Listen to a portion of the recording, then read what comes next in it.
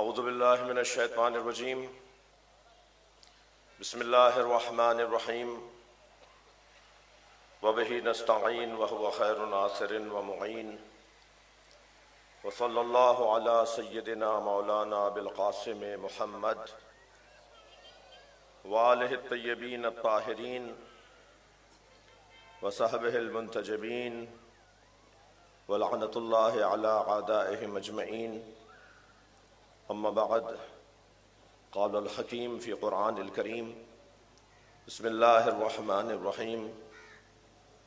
ربنا فاجعل افئدة من الناس تهوی الیہم۔ سب سے پہلے ISO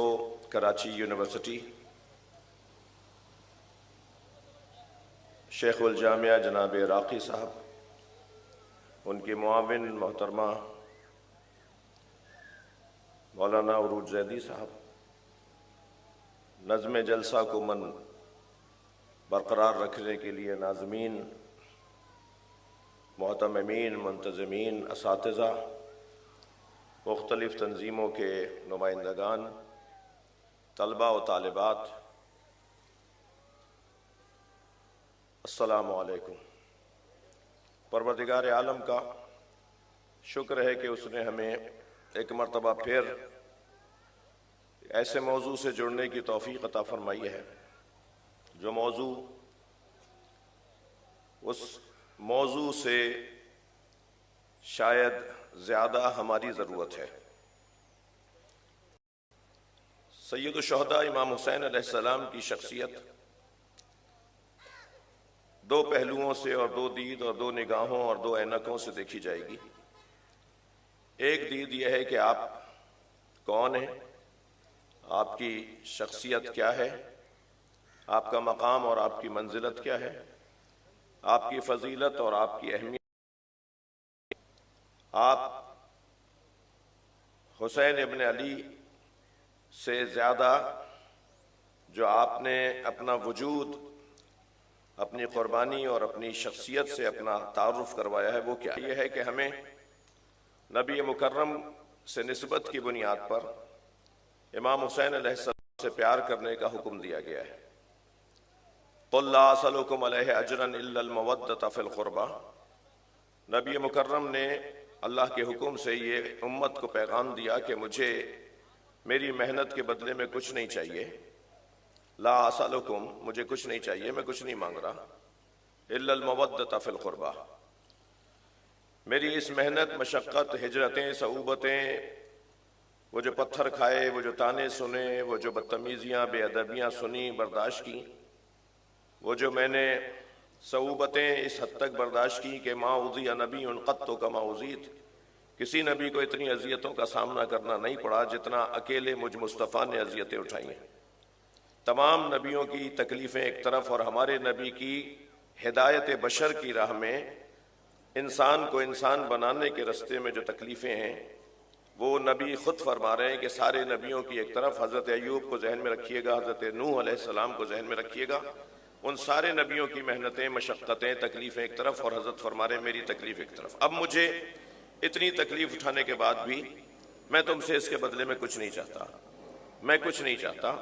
الا المودۃ فی القربى، مگر الا لگا کے نبی نے کہہ دیا چاہتا ہوں۔ اب وہ جو چاہتا ہوں عزیزان گرامی وہ چیز مادی نہیں ہے، کیونکہ مادہ بہرحال ختم ہو جائے گا، مادہ بہرحال زوال پذیر ہے، مادہ بہرحال پرانا ہونے والا ہے، بوسیدہ ہونے والا ہے۔ آپ اپنے کپڑے لے لیجئے، آپ اپنے گاڑیاں لے لیجئے، آپ اپنے گھر لے لیجئے، حتیٰ اگر علم کو مادے میں تبدیل کر کے کتاب کی شکل میں چھاپ دیا جائے تو کتاب کو لے لیجئے، حتیٰ اگر آپ اپنے تعلیمی اداروں کو آپ مادی شکل میں جب عمارتوں اور بلڈنگوں کو دیکھیں تو اس کو لے لیجئے، یہ جتنی بھی مادی چیزیں ہیں یہ سب زوال پذیر ہیں، یہ سب بوسیدہ ہونے والی ہیں، یہ سب گلیں گی، یہ سب سڑیں گی، یہ سب گریں گی، یہ سب ختم ہو جائیں گی۔ تو نبی مکرم ایسی چیز کچھ نہیں مانگیں گے جو ختم ہونے والی ہے۔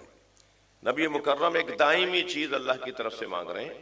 اور وہ دائمی چیز جو ہمیشہ، بلکہ جیسے جیسے شعور بشر بڑھے گا، جیسے جیسے لوگوں کی سمجھ بڑھے گی، جس کی جانب ابھی میرے مولانا عروج زیدی صاحب کی ایک بہترین تقریر تھی، اس سے پہلے وکیل صاحب نے، بیرسٹر صاحب نے بہت عمدہ ایک پہلو کی طرف اشارہ کیا. یہ ساری گفتگو ایک ہی محور اور مرکز کی طرف ہے کہ وہ چیز ختم ہو جانے والی ہے. وہ چیز کون سی ہے کہ جو باقی رہے گی اور دائمی رہے گی؟ وہ ہے اس گھرانے سے، جس گھرانے کی عصمت، جس گھرانے کی ذاتی فضیلت، جس گھرانے کی اللہ کی جانب سے تحفظ کا اہتمام مسلم ہے، محفوظ ہے، ان سے جڑنے میں ہے. لہذا فرمایا میرے قربا سے محبت کا اظہار کرو، میرے قربا سے جڑ جاؤ، میری فیملی سے جڑ جاؤ. میں اس بحث میں یقیناً میں ابھی راقی صاحب سے بھی زبان دے کر آگے ہوئے، انہوں نے تو نہیں کہا تھا، میں نے خود کہا کہ مختصر بات کروں گا، تو میں اس تفصیل میں نہیں جا رہا کہ کسی بھی نبی کے دوستوں کو اور ساتھ جڑنے والوں کو اور مریدوں کو اور ان کے چاہنے والوں کو اس نبی کے ہدف کا ذمہ دار قرار نہیں دیا ہے. وہ معاون ضرور رہے، وہ مددگار ضرور رہے، مگر اس نبی کی نبوت کا جو ہدف تھا اس کا ذمہ دار فیملی کو قرار دیا ہے. ہمیشہ ایسے ہی ہوا ہے. تبھی تو حضرت ابراہیم علیہ السلام نے جب انہیں امامت دی گئی تو انہوں نے فوراً سوال کیا وَمِن ذُرِّيَّتِي، میری اولاد میں. تو سوال ہی کیوں تھا کہ میری اولاد میں؟ اس لیے کہ وہ جو نظریہ لے کر ایک شخص چل رہا ہوتا ہے، ایک شخصیت چل رہی ہوتی ہے، اس نظریے سے اگر کوئی قریب ترین مخلص اور سچا نکل سکتا ہے، ضروری نہیں ہے کہ سارے وہ گھر والے اور ذریت اور اولاد ہی سچے نکلیں، لیکن ان میں سچے زیادہ نکل سکتے ہیں، ان میں زیادہ امکان ہے کہ وہ اس نظریے سے سچے ہوں.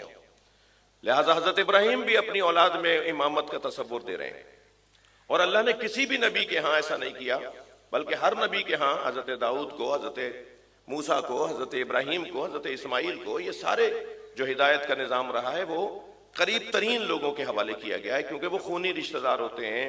اچھا، یہ ذہن میں ہرگز نہ آئے کہ یہ رائل سسٹم بنایا جا رہا ہے، کوئی فیملی کو مضبوط کیا جا رہا ہے، کوئی بادشاہی نظام لایا جا رہا ہے، ہرگز ایسا نہیں ہے. ان میں کچھ ہوں گے، لہٰذا اللہ نے جواب یہ نہیں دیا کہ تمہاری اولاد میں ہم امامت نہیں رکھیں گے. اللہ نے ایک فرمایا جو ظالم ہوگا اسے نہیں دیں گے.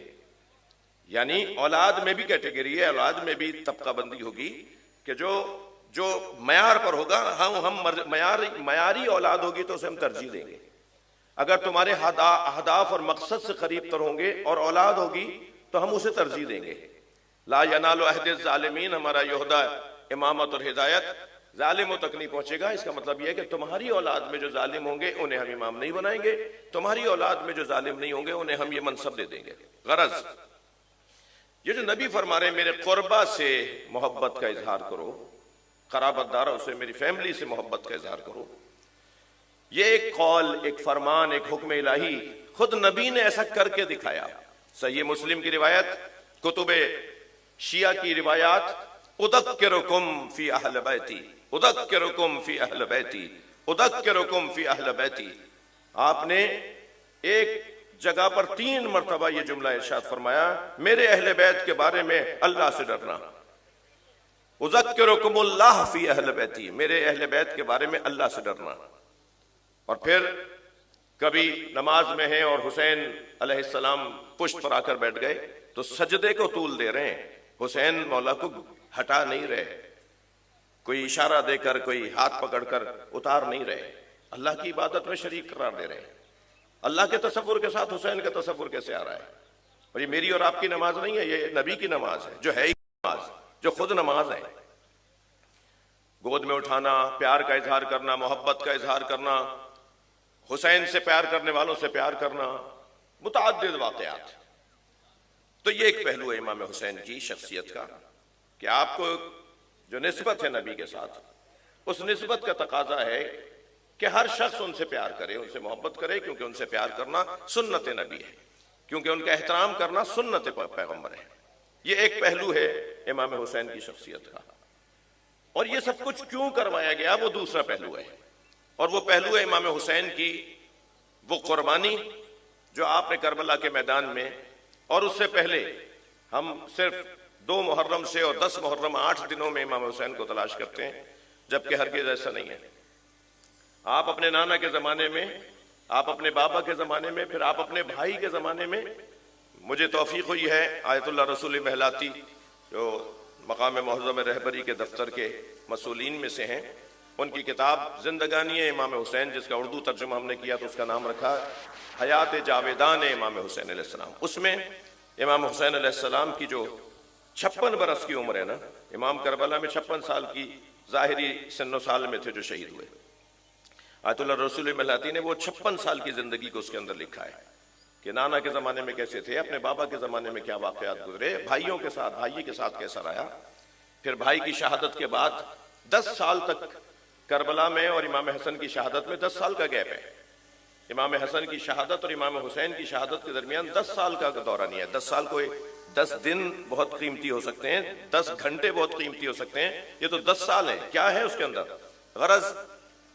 وہ جو حضرت کی ذاتی شخصیت ہے، وہ جو آپ نے کام کر کے دکھایا ہے، تقریباً 54 خطبے ہیں جو حضرت کے ریکارڈ پر آئے موجود ہیں، 54 خطابات ہیں جو احادیث کی کتابوں میں، جو روایات کی کتابوں میں موجود ہیں، اور ان خطابات میں جو حضرت نے جو کچھ فرمایا وہ آپ کی شخصیت کو اجاگر کرتا ہے، وہ آپ کی شخصیت کے بارے میں بتاتا ہے کہ آپ کی شخصیت کیا ہے اور آپ کیا چاہتے ہیں۔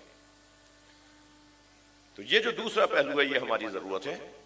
ہمیں اس سے سبق لینا ہے، ہمیں اس سے سیکھنا ہے، اور ایک عالمی تعلیمی مرکز میں دنیا میں آپ میں سے بہت سو کی طرح سفر کرتا ہوں، کراچی یونیورسٹی سے فارغ التحصیل ہونے والے بڑے نامور لوگ دنیا میں پھیلے ہوئے ہیں، بڑی حیثیت والے لوگ، بڑی پوزیشنوں والے لوگ ہیں جو یہ کہتے ہیں ہم نے کراچی یونیورسٹی سے پڑھا ہے، ہم نے جامعہ کراچی سے پڑھا ہے۔ ایک بہت بڑا تاریخی مرکز ہے، ایک بہت بڑا تحقیقی مرکز ہے۔ اس سے میرا اور آپ کا جڑنا اور ان طلبہ و طالبات کا وابستہ ہونا اور ان اساتذہ کا یہاں اپنے فرائض کو ادا کرنا، ہم سب کا جو محوری عنوان ہے وہ یہ کہ کس طرح ہم اپنی تعلیم کو اپنی زندگی کا حصہ بنائیں، ہم اپنے علم کو نور قرار دیں جو ہمارے وجود کا حصہ بنے، اور پھر ہماری حرکتوں سے، معاف کیجیے گا، ہمارے حرکات سے، ہمارے افعال سے، ہمارے اٹھ بیٹھ سے، ہمارے آنے جانے سے، ہمارے فیصلے لینے سے، ہمارے معاملہ فہمی، معاملے کے حل نکالنے سے، معاملات کے حل نکالنے سے پتہ چلے کہ ہم کتنے باشعور ہیں اور کتنا کربلا کو ہم سمجھ چکے ہیں۔ اللہ ہمیں ان باتوں پہ عمل کی توفیق عطا فرمائے۔ شکریہ۔